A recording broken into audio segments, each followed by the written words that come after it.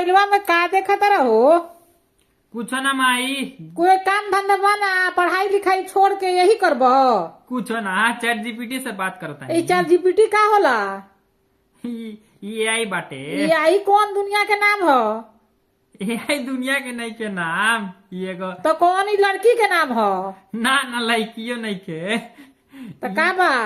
AI बा, एकरा से प्रश्न पूछे से ही बतावेला आंसर। आंसर बतावेला? हाँ।